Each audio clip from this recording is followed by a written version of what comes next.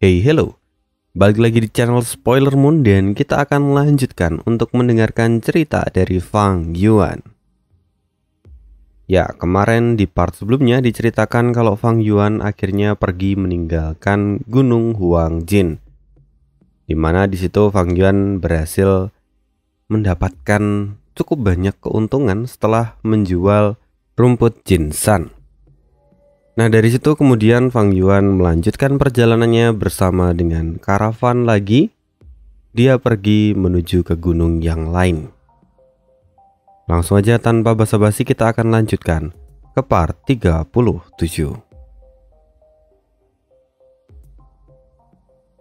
Saat ini karavan itu sudah meninggalkan Gunung Huangjin. Dan setelah setengah bulan berlalu, akhirnya kelompok dari karavan itu sampai di Gunung Hunmu. Daerah di Gunung Hunmu dipenuhi dengan banyak pepohonan aneh. Di gunung ini, Fang Yuan menjual setengah barangnya hanya untuk membeli banyak kayu khusus yang berasal dari Gunung Hunmu. Lalu setelah semuanya selesai, Fang Yuan dan karavan kembali melanjutkan perjalanan mereka. 20 hari berikutnya, mereka sampai di Gunung Juyu. Daerah di Gunung Juyu dipenuhi dengan stalaktit yang disebabkan oleh tetesan air hujan. Selain itu, di sana juga terdapat banyak kawah. Di Gunung Juyu terdapat sebuah desa yang dihuni oleh klan Tong. Kelompok karavan itu menginap beberapa malam di sana. Selama berada di Gunung Juyu, Fang Yuan mendapatkan banyak tetesan minyak biru yang memiliki berbagai macam manfaat. Setelah menyelesaikan semua urusan di Gunung Juyu, mereka pun pergi dari sana. Kini, kelompok karavan Fang Yuan sampai di Gunung Fangzuan. Di Gunung Fangzuan, bebatuannya sangat aneh. Karena di sana, setiap bebatuan berbentuk kubus dengan ukuran dan ketebalan yang sangat bervariasi. Di Gunung Fangzuan terdapat sebuah klan yang bernama Klan Dafang, yang mana mereka sudah menetap di gunung ini lebih dari 1000 tahun. Fang Yuan sendiri ingat jika di Klan Dafang ada seorang tetua yang sangat menyukai ukiran kayu. Karena itu Fang Yuan kemudian bertemu dengannya dan menjual kayu aneh yang sebelumnya Fang Yuan dapatkan dari Gunung Juyu. Melihat semua kayu-kayu aneh itu, tentu tetua itu sangat menyukainya lalu memborong semua kayu milik Fang Yuan. Dalam perjalanan karavan ini, Fang Yuan sangat cerdik. Dia mampu memanipulasi orang-orang untuk mendapatkan banyak keuntungan. Karena itu, sekarang semua orang menaruh perhatiannya pada Fang Yuan, terkhusus Xinci. Singkat cerita, waktu berlalu dan kini kelompok karavan itu sudah mendekati Gunung Xiaoyue. Pada malam hari mereka berkemah sementara di dekat sebuah tebing. Saat ini, para wakil pemimpin klan berkumpul di satu tenda dan mendiskusikan rencana apa yang akan mereka lakukan selanjutnya. Kita sudah memasuki wilayah pegunungan Xiaoyue. Di sana ada banyak sekali gulworm dan juga binatang buas yang berkeliaran. Selain itu, di sana juga tidak ada desa yang dihuni oleh manusia. Mulai malam ini dan seterusnya, semua orang harus lebih berhati-hati dan selalu mengamati lingkungan sekitar. Kata pemimpin klan Jia yang langsung disetujui oleh seluruh wakil klan yang ada di sana. Sebenarnya, daerah pegunungan Xiaoyue adalah daerah yang paling berbahaya di sepanjang perjalanan karavan ini. Karena itu mereka harus lebih berhati-hati. Karena meski ini adalah pegunungan paling berbahaya, tapi setelah gunung ini masih ada beberapa gunung lagi yang tidak kalah berbahaya. sebelum akhirnya nanti mereka sampai di Gunung Sangliang, tempat tujuan mereka. 1 jam berlalu dan akhirnya diskusi berakhir. Semua perwakilan klan meninggalkan tenda itu dan kembali ke klan mereka masing-masing.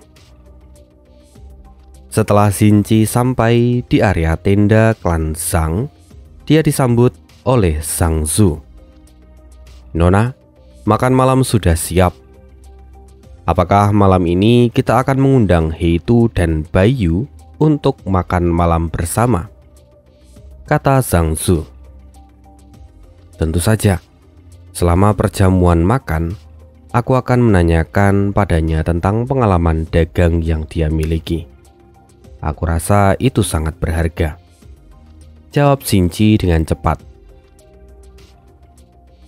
Beberapa hari ini, Fang Yuan sudah mendapatkan keuntungan yang berlipat-lipat ganda. Hal itu tentu membuat pandangan Xinci, Zhang Zu, dan Xiao Die pada Fang Yuan perlahan-lahan mulai berubah.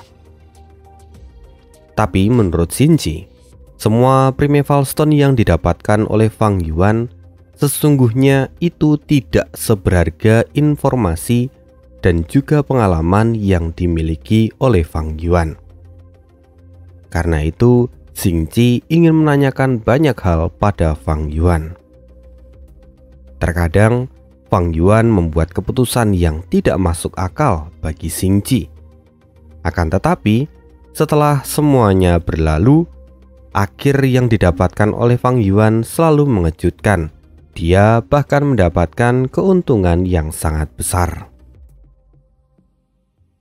Karena itu, Xinci mengakui perbedaannya dengan Fang Yuan. Setiap hari, Xinci selalu mengundang Fang Yuan dan Baining untuk perjamuan malam. Bahkan Xinci merasa beberapa cerita Fang Yuan seputar perdagangan itu sungguh bermanfaat baginya.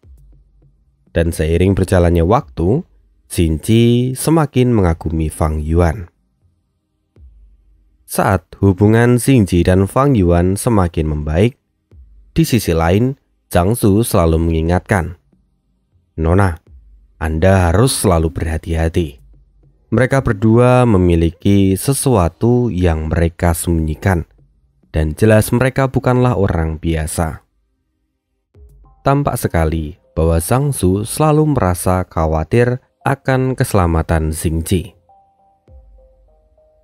"Paman, tidak perlu khawatir. Aku tahu apa yang kulakukan," jawab Xinci dengan wajah yang tegas. Selama perjamuan makan malam, Xinci tidak pernah membicarakan hal-hal lain di luar bisnis. Dia masih bisa memilah-milah mana yang bisa diceritakan kepada Fang Yuan dan mana yang tidak bisa. Sejak itu, mereka selalu makan malam bersama. Tapi beberapa hari terakhir, Fang Yuan kini menolak undangan makan malam dari Xinci. "Malam ini aku merasa sedikit lelah. Aku tidak bisa menghadiri perjamuan makan malam itu," kata Fang Yuan pada Xiao Die. Lalu kemudian Fang Yuan kembali masuk ke dalam tenda.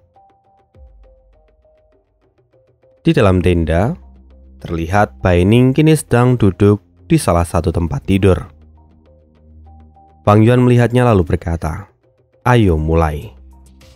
Setelah itu Fang Yuan pun duduk membelakangi Baining.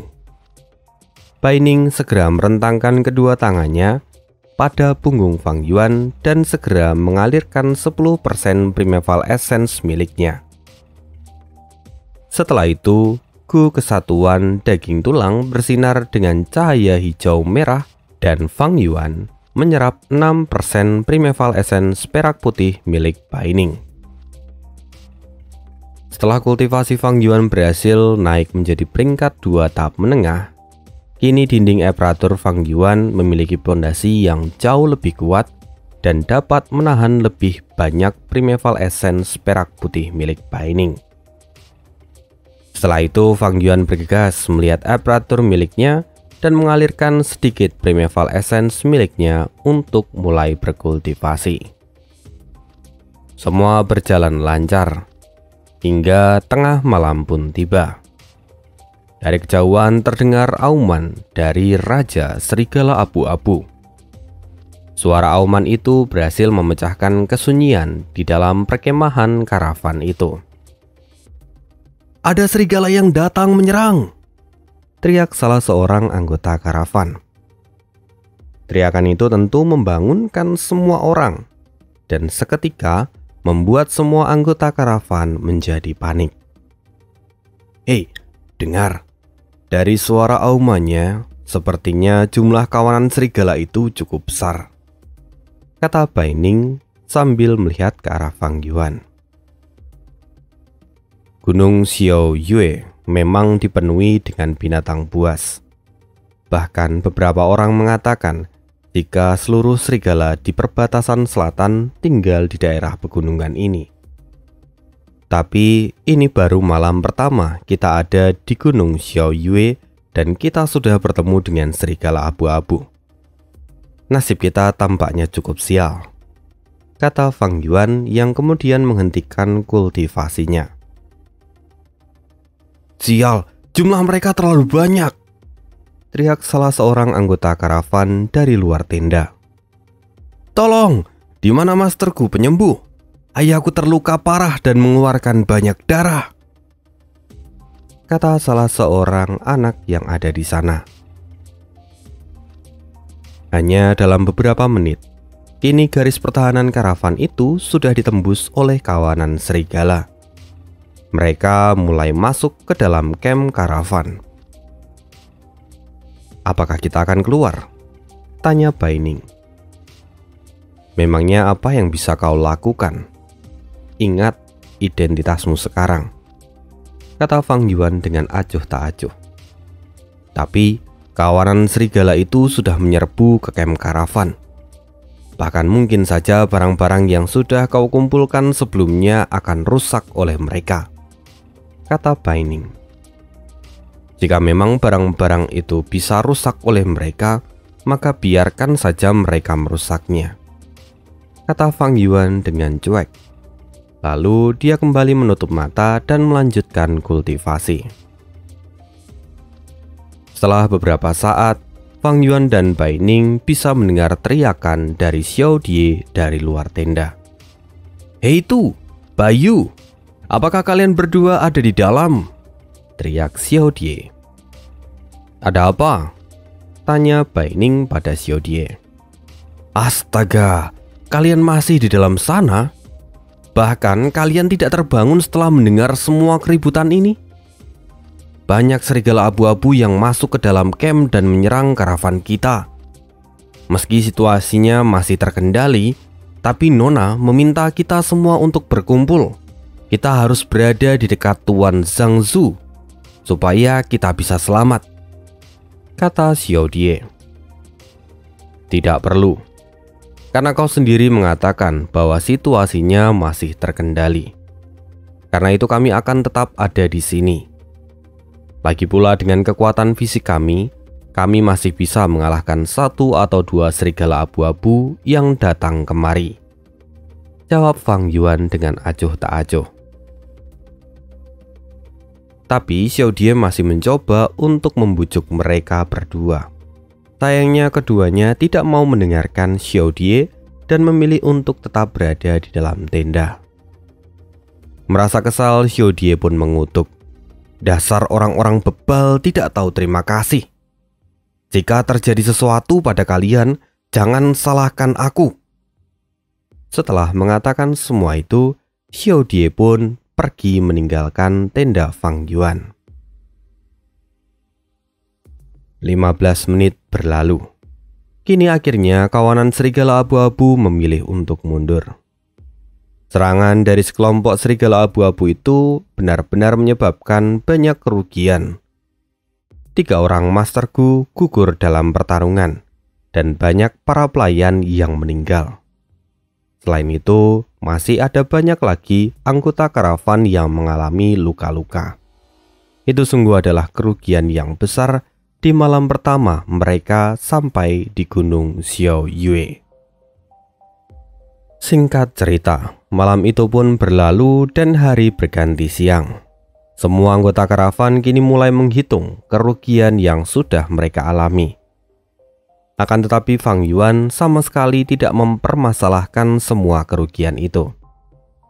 Hal ini dikarenakan tadi malam Fang Yuan sudah berhasil meningkatkan kultivasinya menjadi peringkat 2 tahap puncak.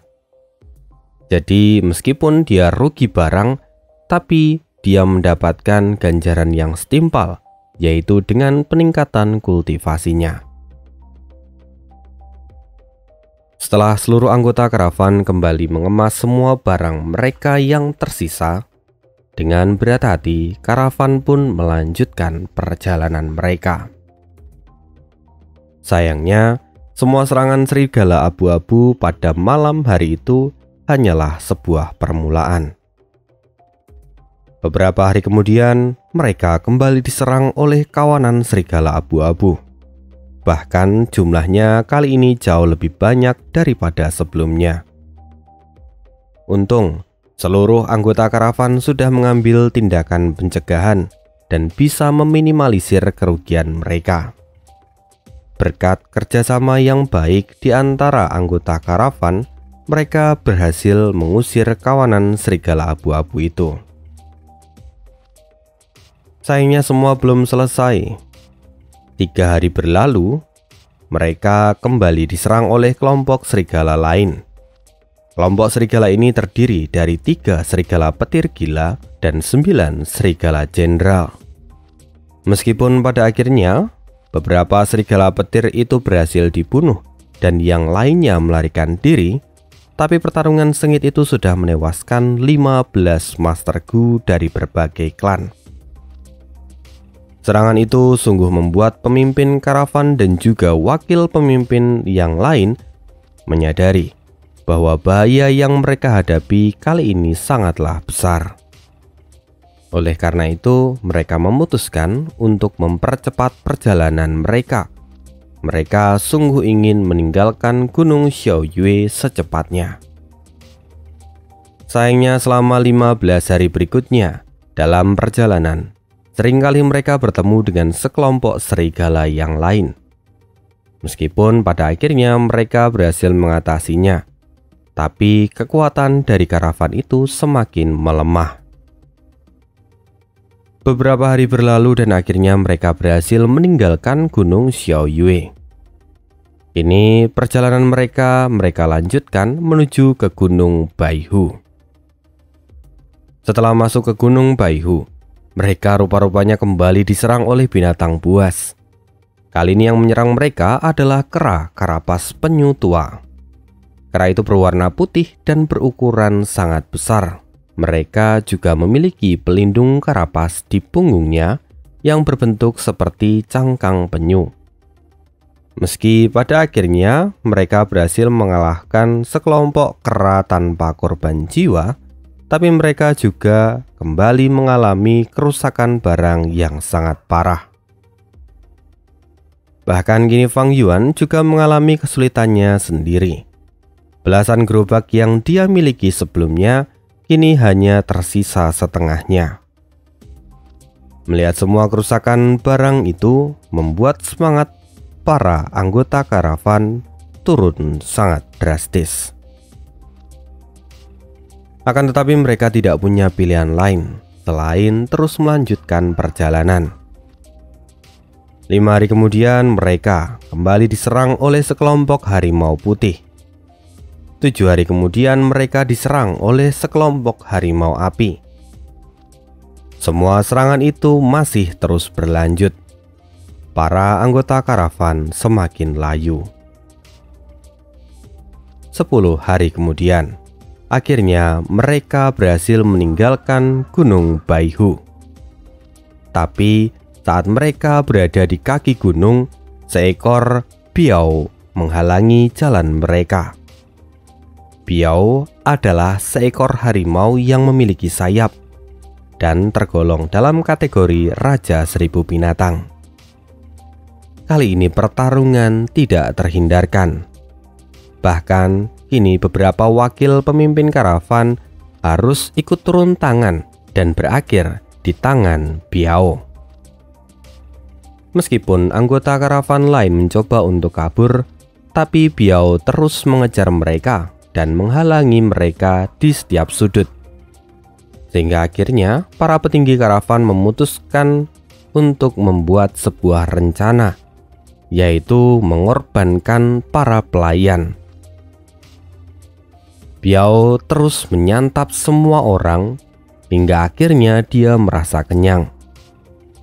Setelah dia merasa kenyang, Biao pun pergi meninggalkan karavan itu. Ini adalah keputusan yang berat, tapi demi menyelamatkan diri, para petinggi tidak memiliki pilihan lain. Sekarang mereka akhirnya benar-benar berhasil meninggalkan Gunung Baihu. Kini akhirnya mereka merasa bahwa sekarang sudah bisa bernafas sedikit lega. Aku sudah mengikuti karavan selama bertahun-tahun, dan kali ini adalah perjalanan paling berbahaya. Setelah perjalanan karavan ini berakhir, mungkin aku akan memilih untuk pensiun dan menikmati hidupku, kata salah seorang anggota karavan. Benar, bagaimanapun juga, jalur perdagangan ini perlu dievaluasi kembali. Alasan utama karena sebagian besar pegunungan yang kita lewati tidak dihuni oleh manusia, sehingga kawanan binatang buas itu dapat hidup dengan bebas, kata orang yang lain. Sekarang semua orang di dalam karavan itu memiliki pendapat mereka masing-masing, dan mereka memiliki niat yang berbeda. Sayangnya, sepertinya nasib sial benar-benar mengiringi karavan itu. Dalam perjalanan selanjutnya, mereka tidak hanya diserang oleh sekelompok binatang liar, tapi ada banyak juga gurun liar yang menyerang mereka. Waktu berlalu dan jumlah anggota karavan itu semakin berkurang. Kekuatan mereka kini semakin melemah. Matahari mulai terbenam. Ada sebuah gerobak berisi barang yang tersangkut di dalam sebuah lumpur. Bahkan burung unta yang digunakan untuk menarik gerobak itu kini tidak lagi bisa bergerak karena roda gerobak itu kini tertanam di dalam lumpur.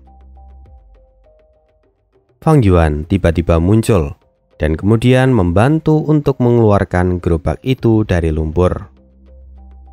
Sayangnya karena terkena lumpur, roda dari gerobak itu tidak bisa berputar dengan bebas. Melihat ini segera Baining mendekat dan melihat kondisi roda itu. Setelah sekian lama berada di dalam karavan, Baining belajar banyak hal dan mulai berbaur dengan orang-orang menggunakan identitas samarannya. Setelah melihat kondisi roda, Baining pun bergumam, "Apa ini?"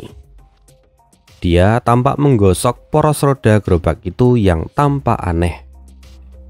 "Ah, bubuk minyak ini aku letakkan di poros roda sebagai pelumas agar dapat bergerak lebih lancar," kata Fang Yuan sambil membersihkan tangan Baining. Lalu kemudian mereka pun melanjutkan perjalanan. Akan tetapi, Baining sendiri merasakan sebuah kejanggalan dari Fang Yuan. Sebelumnya Fang Yuan langsung datang membersihkan tangannya ketika Baining menemukan hal yang janggal pada roda. Lalu dia mulai berpikir, kapan Fang Yuan mendapatkan bubuk minyak ini? Kenapa aku bahkan tidak menyadarinya? Ini sungguh aneh. Dia terlihat seperti tidak peduli pada karavan ini. Tapi kenapa kali ini dia memberikan pelumas pada roda itu? Tampaknya ada yang salah. Baining terus berpikir, hingga akhirnya sebuah pemikiran terlintas di kepalanya. Orang ini. Baining menatap Fang Yuan yang berjalan di depannya. Beberapa saat kemudian, karavan pun berhenti di dekat pantai dan memutuskan untuk berkemah di sana. Tapi saat mereka semua sedang sibuk mendirikan tenda, tiba-tiba sekelompok kucing hantu giok muncul di dekat mereka. Kucing hantu giok terlihat seperti macan tutul, tapi wajahnya seperti burung hantu. Matanya sangat besar dan memancarkan cahaya hijau yang mengerikan. "Sekelompok binatang buas sudah datang. Cepat bentuk formasi pertahanan," teriak salah seorang masterku yang ada di karavan itu. Sekarang para masterku yang tersisa berjuang bertahan dan menyerang kawanan kucing hantu giok itu. Sedangkan para pelayan lainnya terburu-buru kembali dan mengemasi barang-barang mereka. Fang Yuan sendiri sekarang sedang mengangkat koper dan mengemasi barang-barang yang mereka bawa. Di momen ini, Bai Ning segera mendekati Fang Yuan, seolah-olah sedang membantunya. Tapi diam-diam, Bai Ning berbisik pada Fang Yuan, "Kau bajingan. Kau yang sudah menarik kedatangan kucing hantu giok ini. Benar kan?" "Mengapa kau berkata seperti itu?" kata Fang Yuan dengan ekspresi terkejut. Berhentilah berpura-pura. Pasti ada yang salah dengan pelumas yang kau letakkan di roda gerobak itu. Aku tidak percaya jika pria sepertimu akan berbaik hati dan melakukan hal semacam itu dengan cuma-cuma," kata Bai Ning. "Akhirnya kau menyadarinya," kata Fang Yuan yang tidak menyangkal perkataan Bai Ning. Sementara itu Bai Ning tidak berkomentar lagi dan tampak menggertakkan giginya. Bai Ning sekarang menyadari jika semua serangan yang mereka alami selama perjalanan ini itu semua disebabkan oleh Fang Yuan. Lalu setelahnya Bai Ning mengutuk, "Kenapa kau melakukan semuanya?" "Cobalah tebak," jawab Fang Yuan sambil tertawa. Mendengar jawaban itu dari Fang Yuan, itu sungguh membuat Bai Ning menjadi semakin kesal. Dia ingin sekali menghajar Fang Yuan saat itu juga. Tapi bagaimanapun, Bai Ning adalah seorang yang jenius. Tidak butuh waktu lama sampai dia memahami maksud dari perkataan Fang Yuan sebelumnya. Memangnya apa yang dimiliki Xing Ji hingga membuat seorang Fang Yuan berjuang begitu keras? Kata Bai Ning dalam hati. Awalnya, Bai Ning beranggapan jika Fang Yuan hanya mengincar kecantikan dari Xing Ji. Tapi kali ini, Bai Ning menyangkal sendiri pemikiran itu. Menurutnya, hanya keuntungan yang besar yang bisa membuat Fang Yuan seperti sekarang. Tapi setelah memikirkan banyak hal, Bai Ning sendiri tidak bisa memahami tujuan dari Fang Yuan yang sebenarnya. Saat Bai Ning sedang sibuk dengan pikirannya, tiba-tiba seorang masterku berteriak pada mereka, "Hei kalian berdua, bergeraklah lebih cepat!"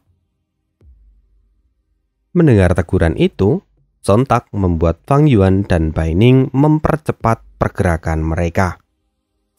Dan lagi-lagi Bai Ning berbisik pada Fang Yuan, katanya, "Apa kau tidak takut semua tindakanmu akan ketahuan? Jika mereka mengetahuinya, maka mereka semua pasti akan langsung membunuhmu."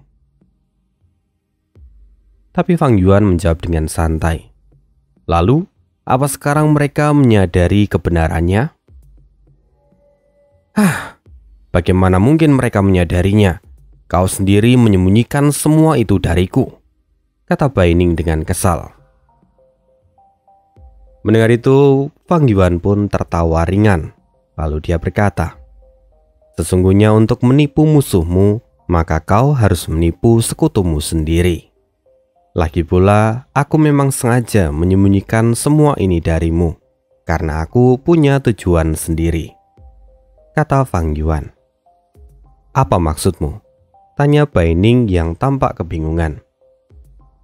"Sebenarnya aku ingin ngetes sekaligus untuk mengingatkan diriku sendiri. Bagaimanapun kau adalah orang yang paling dekat denganku. Jika kau bisa menyadari kesalahanku, maka akan ada kemungkinan kalau orang lain juga akan menyadarinya, kata Fang Yuan. Meski apa yang kau katakan itu benar, tapi aku menyadarinya hanya karena kebetulan saat aku mengecek roda itu, kata Bai Ning. Tapi Fang Yuan segera menggelengkan kepalanya dan berkata, "Tidak, bagaimanapun aku sudah ketahuan. Bukan tidak mungkin kalau orang lain juga akan menyadarinya. Kalau begitu, sepertinya aku harus mempercepat tindakanku. Sudah waktunya." Fang Yuan kemudian berjalan pergi. "Apa yang kau rencanakan?" tanya Bai Ning. Namun Fang Yuan tidak menjawabnya. Di sisi lain, para Master Gu yang ada di karavan masih berjuang melawan kucing hantu Gio itu. Karena klan Chen dianggap sebagai klan terkuat di dalam karavan ini, mereka berada di garis terdepan. Setelah pertarungan yang sengit, akhirnya karavan pun berhasil lolos dari situasi yang mengerikan ini. Tidak terasa, beberapa hari kembali berlalu. Dan akhirnya kelompok karavan tiba di Gunung Xiangya. Iklim di Gunung Xiangya tergolong unik. Ada bagian tertentu yang udaranya lembab, ada yang beriklim tropis, ada yang kering, bahkan ada juga yang bersalju. Tapi kabar baiknya, selama di Gunung Xiangya, para karavan itu tidak akan mendapatkan serangan dari binatang buas manapun. Itulah yang mereka pikirkan. Kini, para pemimpin kembali berkumpul. Setelah Gunung Xiangya, kita masih harus melewati Gunung Mubei, Gunung Shuangjiang, dan akhirnya kita akan sampai di desa Klan Zhao. Di sana kita bisa beristirahat selama beberapa hari, kata para pemimpin karavan. Tiba-tiba saja, salah seorang anggota karavan mendongak dan melihat bintik-bintik putih yang melayang di udara. Turun salju? Kata orang itu yang merasa keheranan. Tidak mungkin, kita masih berada di kaki Gunung Xiangya. Sedangkan daerah bersalju itu ada di puncak gunung, kata salah seorang yang tidak percaya dengan keanehan itu. Tapi setelah diperhatikan lebih dalam, tiba-tiba salah satu dari mereka berteriak, "Bahaya, ini bukan salju, tapi ini adalah ribuan bulu yang berjatuhan." Mendengar itu, sontak semua orang pun terkejut. "Bulu putih? Mungkinkah itu gajah terbang berbulu putih?" teriak salah seorang anggota karavan yang lain. Sesaat kemudian, angin bertiup kencang dan bulu-bulu putih itu berterbangan ke segala arah. Pada saat yang sama terdapat ratusan gajah yang terbang di udara dan bersiap untuk menyerang karavan itu. Dalam sekejap, sudah banyak korban jiwa yang berjatuhan akibat serangan dari gajah terbang berbulu putih. Tiba-tiba ada seekor gajah terbang yang kini mendekati ke arah Xinji. "Nona, larilah! Aku akan mengalihkan perhatian mereka!" teriak Zhang Su sambil menembakkan beberapa serangan pada gajah itu. Akibat serangan dari Zhang Su, ini jelas membuat gajah-gajah itu menjadi marah dan merubah arah terbangnya menuju ke arah Zhang Su. Sayangnya Zhang Su hanyalah seorang Master Gu penyembuh, jadi serangannya tidak bisa memberikan luka yang fatal pada gajah terbang itu. Pada akhirnya Zhang Su hanya mencoba mengalihkan perhatian gajah terbang itu dan melarikan diri masuk ke dalam hutan. "Aku harus kembali ke sisi Nona Ji secepatnya," pikir Zhang Su yang kini merasa cemas dalam hati. Masalahnya, meski Zhang Su adalah seorang Master Gu, tapi kemampuannya tidaklah sebanding dengan para gajah ini. Dengan kehadirannya saja, Zhang Su sudah merasa sangat tertekan. Zhang Zu segera memutar dan pada akhirnya dia kembali ke tempat di mana dia berpisah dengan Xin Ji. Tapi Xin Ji sudah tidak ada di sana. Lalu di saat yang sudah tenang itu, tiba-tiba seorang Master Gu berlari ke arah Zhang Zu. Master Gu itu rupa-rupanya sedang dikejar oleh 3 gajah terbang yang lain. "Selamatkan aku!" teriak Master Gu itu pada Zhang Zu. "Brengsek, menjauh kau dariku!" kutuk Zhang Zu yang menyadari kalau Master Gu itu adalah tuan muda dari klan Chen. Namanya Chen Xin. Tapi karena Zhang Zu sangat khawatir pada keadaan Xin Ji, dia memutuskan untuk mengabaikan Master Gu itu dan berlari mencari Xin Ji. Sayangnya, Chen Xin tidak mau menyerah begitu saja. Dia terus berlari mengejar Zhang Zu. Sehingga pada akhirnya, Zhang Zu pun ikut dikejar oleh ketiga gajah terbang itu. Menyadari bahwa dirinya dalam bahaya, Zhang Zu kembali mengutuk. Dia benar-benar terseret di dalam kekacauan ini. Meski sekarang dia hampir tidak bisa bertahan, tapi Zhang Zu terus menghindari gajah terbang itu. Hingga akhirnya mereka sampai di sebuah tebing dan mereka tidak punya lagi tempat untuk melarikan diri. "Berpencar!" teriak Zhang Zu sekaligus memberikan instruksi pada Chen Xin. Mereka berdua bergerak ke kanan dan ke kiri. Di saat yang sama, para gajah terbang itu memiliki berat yang sangat besar, sehingga mereka tidak bisa berhenti secara mendadak. Akhirnya para gajah itu membentur tebing dan kemudian menyebabkan bebatuan mulai berjatuhan dan mengubur mereka bertiga. Akhirnya, Zhang Zu dan Chen Xin berhasil melarikan diri. Zhang Zu kini tampak bernafas lega dan berkata, "Langit sungguh memberkatiku. Aku masih belum ditakdirkan untuk mati di sini."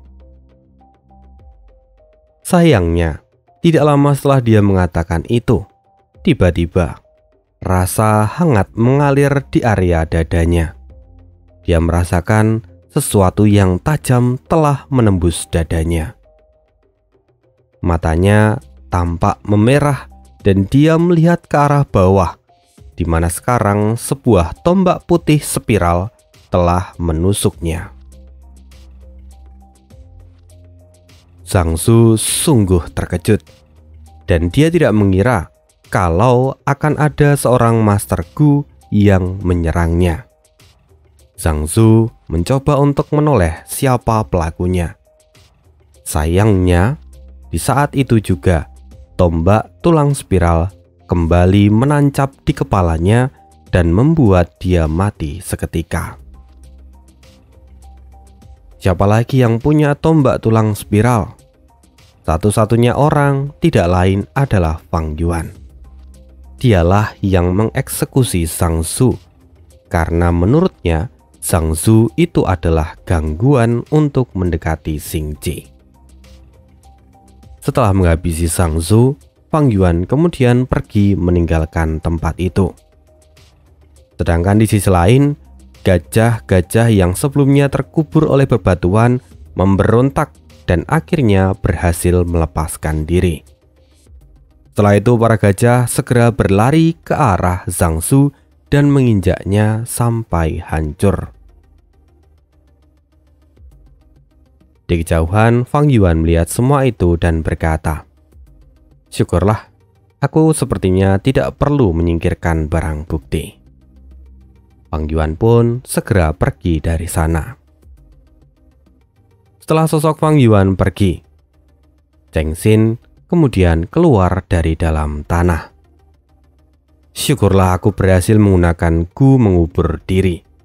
Karena itu aku bisa selamat dari situasi kritis ini." Chen Xin kemudian berjalan ke arah mayat Zhang Zu.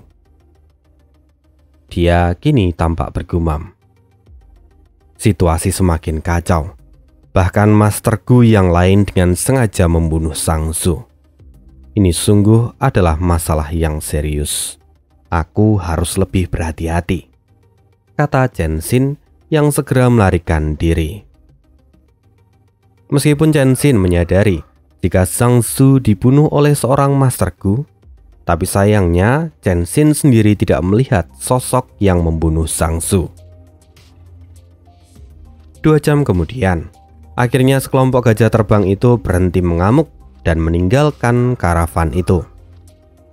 Sebagai pemimpin karavan, wajah Jialong terlihat sangat emosional dan juga tersirat kesedihan yang sangat mendalam. Setelah semua orang berkumpul, sekarang kelompok karavan itu hanya tersisa sekitar 100 orang dan mayoritas adalah Master Gu. Di antara kerumunan anggota karavan itu, Xinji melihat ke arah Bai Ning lalu mendekatinya dan berkata, "Bayu, senang bertemu denganmu. Aku ingin mengucapkan terima kasih karena sebelumnya kau sudah menolongku dari gajah terbang itu," kata Xinji. Nah, di sini sebenarnya si Fang Yuan dan juga Bai Ning tidak bergerak bersama, alias Fang Yuan pergi sendiri, sedangkan Bai Ning tetap ada di dalam karavan. Di momen-momen saat gajah itu menyerang, Bai Ning sempat menyelamatkan Xinji. Kini, Bai Ning mendengar ucapan dari Xinji dan kemudian berkata, "Ini bukanlah masalah, Nona. Lagi pula saya hanya membalas kebaikan Anda." Sebelumnya, Bai Ning memang jarang bicara, lantaran suaranya adalah suara perempuan.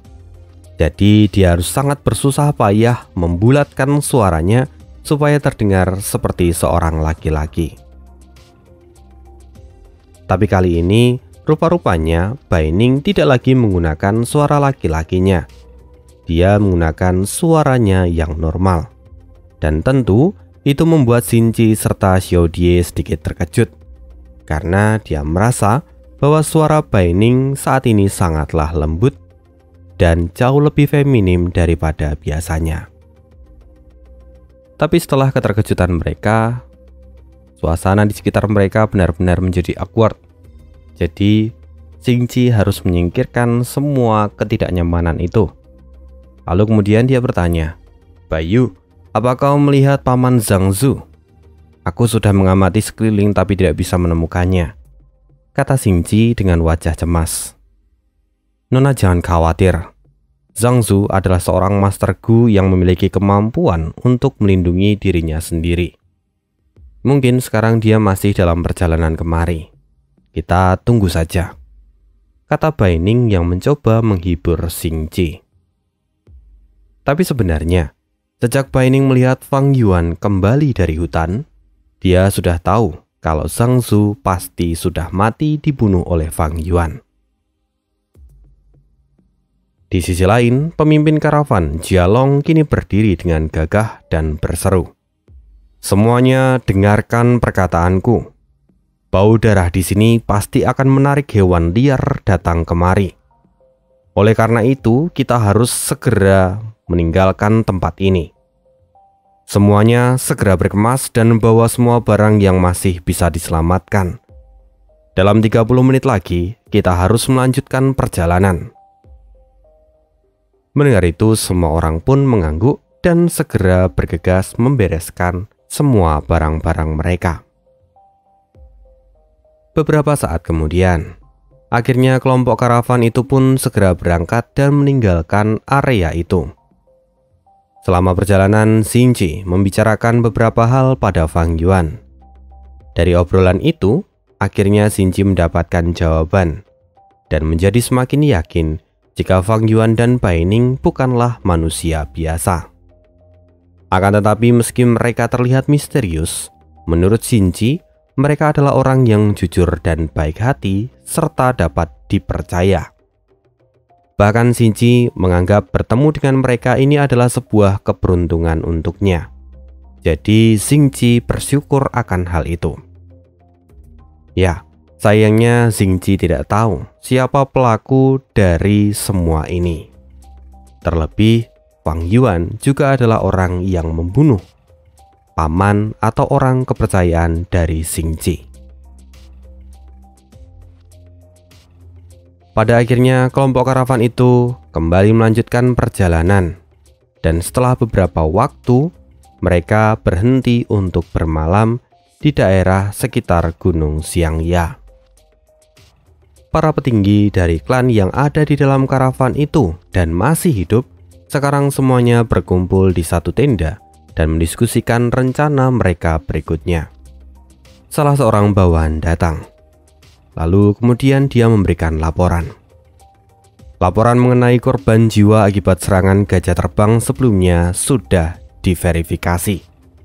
Saat ini yang tersisa hanyalah 130 orang yang terdiri dari 78 Master Gu dan 59 manusia fana. Mendengar laporan itu seketika membuat pemimpin karavan Jialong sangat tercengang. Awal mulanya anggota karavan ini sangatlah banyak hingga lebih dari 1000 orang. Tapi sekarang yang berhasil selamat hanya sedikit. Bahkan di antara mereka banyak yang terluka. Tak lama kemudian perwakilan pemimpin klan yang lain berkata, "Salah satu hal yang menguntungkan sekarang adalah kita bisa membawa banyak barang yang mana pemiliknya sudah meninggal. Jika kita membagikan barang-barang itu, maka Primeval Stone yang kita dapatkan cukup untuk menutupi sebagian besar kerugian kita." Mendengar itu, hampir semua orang yang menghadiri pertemuan terlihat jauh lebih bersemangat. Bagaimanapun, mereka semua adalah pedagang yang mencari keuntungan.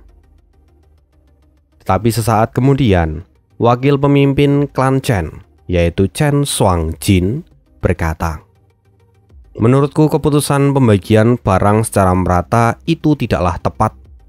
Dalam pertarungan sebelumnya, klan Chen kami sudah melakukan banyak pengorbanan. Kami berada di garis terdepan. Karena itu, kami ingin setidaknya 30% dari keuntungan itu menjadi milik klan Chen." "Apa? Kau minta bagian 30%? Itu benar-benar mustahil. Memangnya berapa besar pengorbanan dari klan Chen milikmu? Apa kau pikir klan Weiji milikku tidak melakukan hal yang sama? Klan kami bahkan mengorbankan seorang jenius muda peringkat 2 tahap puncak." Teriak wakil pemimpin klan Weiji yang tidak terima dengan perkataan Chen Shuangjin. "Tidak, klan Zi kamilah yang layak untuk mendapatkan 20% dari semua barang itu," teriak wakil pemimpin klan Zi. Dalam sekejap, keributan pun terjadi di dalam tenda itu. Semua orang dengan serakah ingin mendapatkan bagian yang lebih besar. Akan tetapi Xing Ji hanya duduk diam dan tidak ikut perdebatan di antara mereka.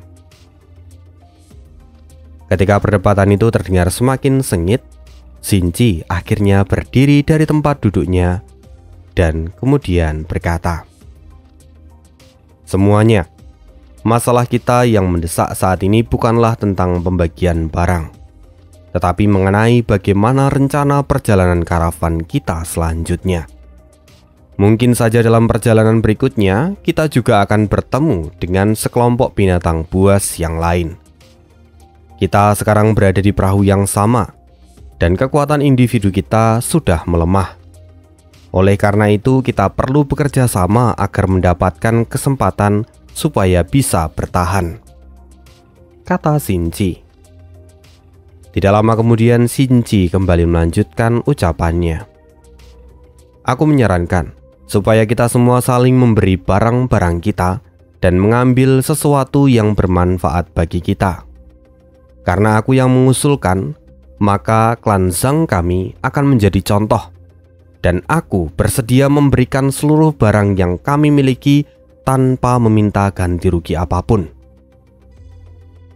kata Xing Ji. "Apa? Kau gila? Memberi secara cuma-cuma?" teriak orang lain yang terkejut ketika mendengar perkataan Xing Ji. "Benar, Itulah usul dariku. Dan sekarang aku lelah. Aku harap semua orang dapat menyetujui metode yang kutawarkan. Permisi, aku undur diri untuk malam ini, kata Shinji yang kemudian memberi hormat dan meninggalkan tenda itu. Setelah Shinji keluar dari tenda, dia tampak mengepalkan tangannya dan menghela nafas panjang. Bagaimanapun, Shinji adalah seorang pedagang yang ingin mendapatkan keuntungan. Tapi situasi memaksanya untuk bertindak demikian. Setelah Shinji kembali ke tenda klan Zhang, dia segera memanggil Xiaodie yang tampak meringkuk dan menangis. "Xiaodie," sapa Shinji lalu duduk di sampingnya. "Nona, aku sangat takut. Sampai sekarang Tuan Zhangsu belum juga kembali. Aku tidak percaya akan semua ini," kata Xiaodie yang sambil terus menangis. "Xiaodie, Paman Zhangsu mungkin tidak akan kembali lagi," kata Shinji dengan nada berat sambil menepuk punggung Xiaodie. "Nona, itu tidak benar. Tidak mungkin," kata Xiaodie berulang kali dan menggelengkan kepalanya. "Xiaodie, terimalah kebenarannya. Mulai sekarang, kita hanya bisa mengandalkan diri kita sendiri. Sudah, jangan menangis lagi. Menangis tidak akan menyelesaikan masalah apapun," kata Shinji dengan tegas. "Mengandalkan diri kita sendiri? Bagaimana mungkin? Kita berdua hanyalah manusia fana. Jika bukan berkat bantuan dan perlindungan Tuan Zhangsu, kita bahkan tidak mungkin bisa mengikuti karavan ini," kata Xiaodie. "Kau benar. Jika bukan karena Paman Zhangsu, semua orang di karavan ini tidak akan membiarkanku menjadi wakil pemimpin klan kita. Tapi Xiaodie, meskipun kita hanyalah manusia fana, tapi manusia juga punya kekuatan," kata Shinji dengan yakin. Setelah itu Shinji menatap Xiaodie dan menggenggam kedua tangannya. "Xiaodie, apa kau percaya padaku?" "Nona, aku percaya padamu," jawab Xiaodie dengan lembut. "Bagus. Sekarang dengarkan baik-baik. Kita ada di situasi yang sangat berbahaya. Bahkan terkadang manusia jauh lebih mengerikan daripada binatang buas. Karena itu Xiaodie, bawalah semua tabungan kita dan kita akan pergi mencari Heitu dan Bayu," kata Shinji. "Baik Nona muda, saya akan lakukan apapun yang Anda katakan," jawab Xiaodie. Setelah itu, mereka berdua pun pergi menuju tenda Fang Yuan dan Bai Ning. Ya, sekian dulu spoileran kali ini. Kita akan lanjutkan lagi di part berikutnya. Segitu dulu, see you again di next video, dan bye.